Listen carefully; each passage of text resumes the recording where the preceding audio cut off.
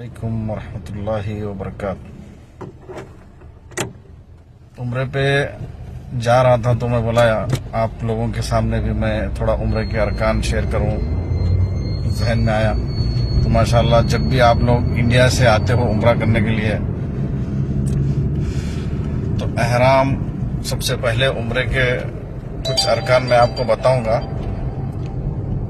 سب سے پہلے جب احرام باندھتے ہیں آپ لوگ حیدرآباد ایئرپورٹ، یہ جو ممبئی سے آ رہا ممبئی ایئرپورٹ یا جو دلی سے آ رہا دلی ایئرپورٹ، بالکل وہاں پر احرام باندھے۔ یہ نہیں ضروری کہ ایئرپورٹ پہ ہی باندھنا ہے، آپ کو میقات سے پہلے احرام باندھنا ہے۔ جیسے اگر کوئی فلائٹ میں بھی اگر کسی کی فلائٹ جلدی لیٹ آ گیا یا اس کی فلائٹ مس ہونے کے چانسز ہے، وہ نکل گیا اندر، تو احرام اندر بھی آ کے پہن سکتا ہے۔ میقات سے پہلے اس کو احرام پہننا ہے، یہ ضروری ہے۔ جب میقات سے پہلے آپ کو احرام پہننا ہے، سب سے پہلا طریقہ احرام پہننے کے بعد اس کے بعد آپ کو جو ہے نیت کر لینی ہے۔ 2 رکعت نفل، اگر نماز کا وقت ہے مکروہ ٹائم ہے تو نہ پڑھے، اگر مکروہ ٹائم نہیں ہے تو آپ 2 رکعت نماز پڑھے، نفل نماز۔ پھر احرام حالات میں کوئی بھی چیز خوشبو کا استعمال کرنا ممنوع ہے، بال کاٹنا ممنوع ہے، ناخن نہیں کاٹ سکتے، بالکل کوئی خوشبو کی چیز نہ یوز کریں۔ اس کے بعد آپ نیت احرام کر لیے، آپ نیت میں آ گئے، آپ پہ عمرہ فرض ہو گیا، آپ عمرہ کرنا ہی کرنا ہے کسی حال میں۔ اگر آپ اسی دوران کسی چیز کی غلطی کرتے ہو، جیسے کہ احرام اتر گیا یا احرام اتار کے دوسرے کپڑے پہن لیا، یا آپ عمرہ کرنے سے رہ گئے یا میقات میں پہنچ گئے بغیر عمرہ کے داخل ہو گئے، تو آپ کو ضرور ایک بکرا دم کرنا پڑتا، دم واجب ہو جاتا آپ پہ۔ اس کے بعد آپ جیسے احرام حالت میں آ گئے، اس کے بعد آپ کو نیت کر لی، 2 رکعت نماز پڑھ لی، احرام حالت میں آ گئے، اس کے بعد سب سے پہلا کام ہے آپ مکہ المکرمہ میں آئے۔ آپ ضروری نہیں ہے کہ آپ جا کے عمرہ ہی کرنا ہے، آپ چاہے تو 1-2 گھنٹے کا ریسٹ لے بھی سکتے ہیں، سو بھی سکتے ہیں، لیکن احرام حالت میں اس لیے ممنع کرتے ہیں آپ لوگوں کو سلانے، ہمارے جو آفس والے بھائی لوگ ہوتے ہیں اس لیے منع کرتے ہیں، کیونکہ آپ کچھ بھی غلطی کر سکتے ہیں، آپ کی غلطی نہ ہو، اس لیے وہ منع کرتے ہیں۔ اور آتے ہی تھوڑی تکلیف ہوں گی، مشکل نہیں، لیکن عمرہ ہو جانے دے پہلے بول کے عمرہ کروا دیتے ہیں۔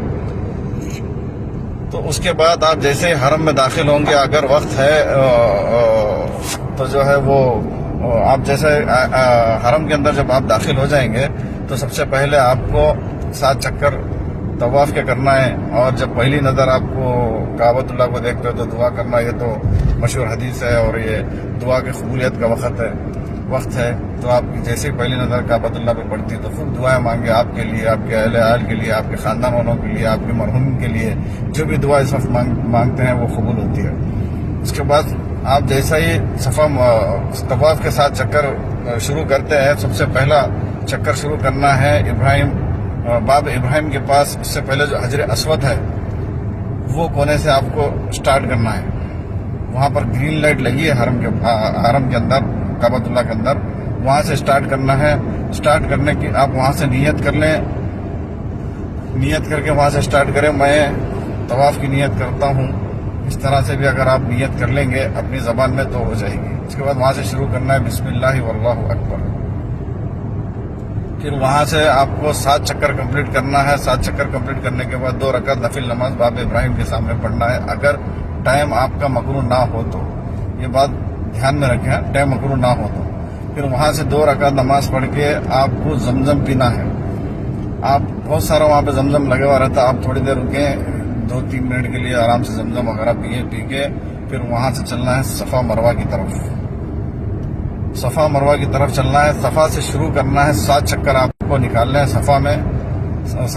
صفا سے شروع کریں، مروہ 1 چکر، مروہ سے واپس آئے صفا 2 چکر، اس طرح سے 7 چکر کرنا ہے، نہ کہ پورا لمبا۔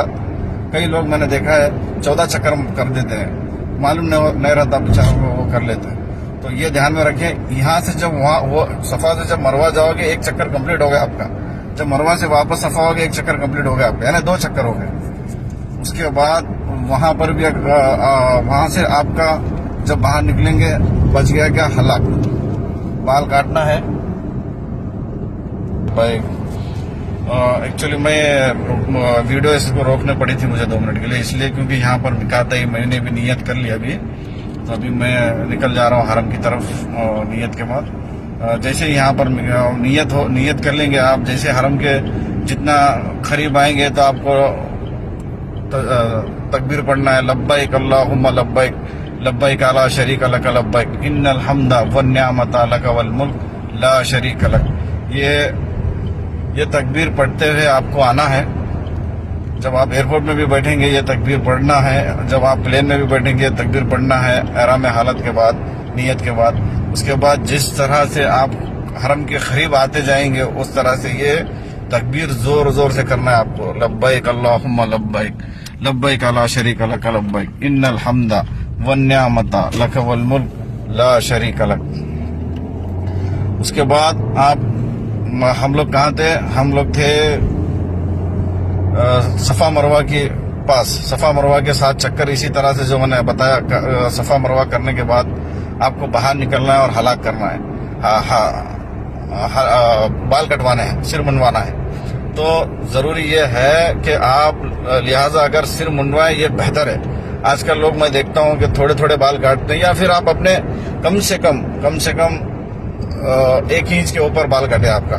1/4 حصہ نے اللہ کے رسول صلی اللہ علیہ وسلم نے بتایا ہے، 1/4 حصہ، یعنی کہ آپ کے سارے بال میں سے 4 حصے میں سے 1 حصہ آپ کو نکال دینا ہے سر میں کے. تو لہٰذا میرے حساب سے جو ہے نا، یا تو آپ کو اس طرح کا اندازہ ہے تو آپ کاٹ سکتے ہو، نہیں تو سر منڈوا یہ بہتر ہے آپ کے لیے. تو اس کے بعد یہ آپ کا ہو گیا مکمل اس کے عمرہ. تو اس کے بعد آپ اپنا احرام کھول سکتے ہیں، پھر اپنے جو نارملی کپڑے وہ پہن سکتے ہیں. لیکن لہٰذا اگر سر منڈوانے سے پہلے اگر آپ احرام بھی کھول دیں گے تو بھی دم واجب ہو جائے گا. تو یہ میرا چھوٹا سا ایک ویڈیو تھا عمرے کے اوپر. انشاءاللہ میں بھی جا رہا ہوں عمرے کے لیے. دعا کروں گا آپ لوگوں کے لیے، اور آپ لوگ بھی میرے لیے دعا کرنا، اور